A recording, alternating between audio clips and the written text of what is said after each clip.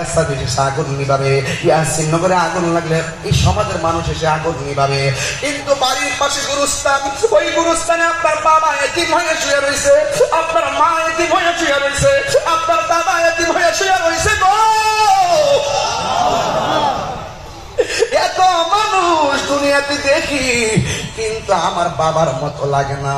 এই ঘরের তলি যদি ছিদ্র হয়ে যায়, আজকে মনে হয় ওয়াটার প্রুফ করছেন উপরে বৃষ্টি যেন না পড়ে, কিন্তু কবরে ছিদ্র দিয়া ইচ্ছে মতো কবরে পানি ঢুকতেছে, নিষ্কাশনের সুযোগ নাই। এই কবরের ভিতরে হাড্ডি গুলা বাসতেছে রে বাবা। একটা মানুষ যখন কবরে যায় 3 দিন পরে কি হয় জানেননি? ওই 3 দিন পরে নাকটা পচে যায়, ভিতরে পোকাগুলো নাক দিয়া প্রথম বের হয়ে অন্যান্য দুনিয়ার পোকামাকড় একটু খবর দেয়, আয় আয় খাবার আসছে। সব পোকামাকড় লাইন ধরে এসে নাক থেকে আপনার বডিটা খাওয়া শুরু করে। 3 দিন পরে নাকটা পচে যায়, 6 দিন পরে আঙ্গুলের নখগুলো খুলে খুলে পড়ে যায়, 9 দিন পরে মাথার চুলগুলো পড়ে যায়। ও যুবকের দল, 17 দিন পরে আপনার চোখটা ফেটে যায়। এরপরে আপনার 26 দিন পরে আপনার পেটের মধ্যে যে হুজুরি আছে এইগুলো ফুটে আপনার বিস্মিস হয়ে যায়।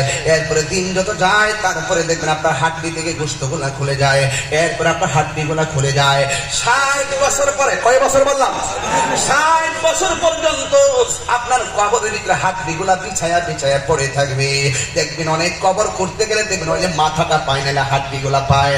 60 বছর পরে এই হাড্ডি গুলো আর হাড্ডি থাকবে না, একদম মাটির সঙ্গে পোকামাকড় জীর্ণ শীর্ণ করে আপনাকে একদম মিশাইয়া ফেলবে। এই জন্য ফুলের সৌরভ মানুষের গৌরব চিরদিন থাকে না।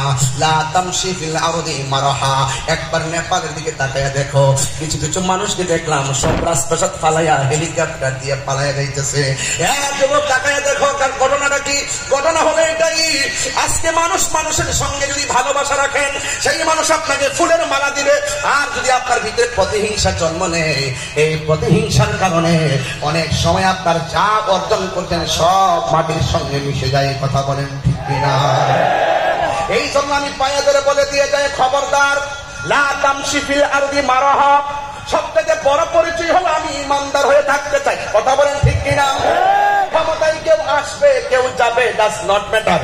একটা কথা মনে রাখবেন, এই দুনিয়া ছেড়ে চলে যেতে হবে, কিন্তু যাওয়ার আগে এমন একটা কাজ করে যান যেন মানুষ চলে যাওয়ার পরেও আপনার জন্য কবরে গেলে দোয়া করে, আমার মরণের কতদিন বাকি আমি জানিলাম না গো আল্লাহ, মরণের কতদিন বাকি, আমার মরণের কতদিন বাকি আমি জানিলাম না গো আল্লাহ, মরণের কতদিন বাকি।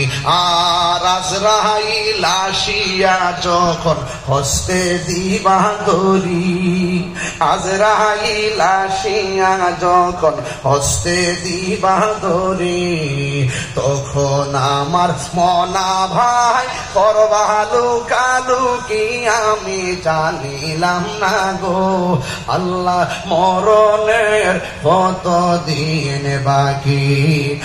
আর 40 দিনের আগে ভাইরে মৌতের নিশানি, হুজুর এখানে আছেন, 40 দিন আগেই মৌতের নিশানা শুরু হয়ে যায়। কিছু কিছু আলামত আছে, এই আলামত গুলো যখন বুঝবেন যে আপনার শুরু হয়ে গেছে, মনে রাখবেন যে কোনো মুহূর্তে আজরাইল আপনার ঘরের দরজায় হানা দিবে। কথা বলেন ঠিক কিনা?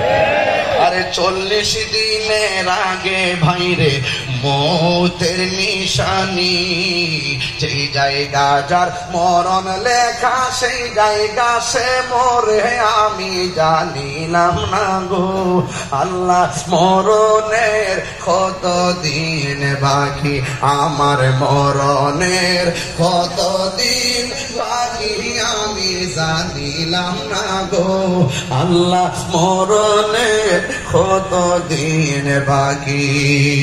আল্লাহ রাব্বুল আলামিন বলেন, ওয়ামা তাদরি নাফসুম বিআইয়ি আরদিন তামুত। ও বান্দা, তুমি তো জানো না গো কোন জায়গার মধ্যে তোমার মরণ হবে। এই মরণের আগে নামাজের দরকার আছে না না? এই আওয়াজে মানি না, জোরে বলো আছে না নাই? আরো বড় করে আছে না নাই? ঘুমের চাইতে নামাজ কি ভালো না খারাপ? আরো জোরে বলেন ভালো না খারাপ? আজকে থেকে ফজরের নামাজের টাইম আর কেউ ঘুমাবেন না। ফজরের নামাজটা পড়া যারা ফরজের পর দোয়াটা করে রাস্তায় রাস্তায় একটু হাঁটে, আমার নবী বলে যারা ফজরের নামাজের পর রাস্তা দিয়ে হাঁটে তার গায়ের মধ্যে নূরের বাতাস লাগে, তার চেহারাটা জল জল হয়ে যায়। ঠিক কি রকম? এই নামাজ আমরা চাই কি চাই না? নাকি শুধু জুম্মার নামাজ পড়লেই চলবে? আমাদের মাঝে অনেক নামাজি আছে, সাপ্তাহিক নামাজি। কেউ আছে পরীক্ষা আগালে নামাজ পড়ে, পরীক্ষা শেষ হলে নামাজ বন্ধ করে ফেলায়। কেউ আছে আবার রেজাল্টের 2 দিন আগে তাহাজ্জুদ করে, রেজাল্ট কার্ড দেওয়ার পরে কয় কক্সবাজার যাব। আছে না নাই বলেন? আর বড় করে বলেন আছে না নাই?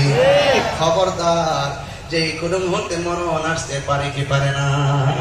রাত্র হইলে খুব ডরায়, দিনে হইলে আবার বাহাদুরের মতো রাস্তা বের হয়ে যায়। আল্লাহ আমি সৃষ্টি, তুমি স্রষ্টা, আমার কিবা সাধ্য, যখন তখন উইরা চাহিতে এই তাহিরি বাধ্য।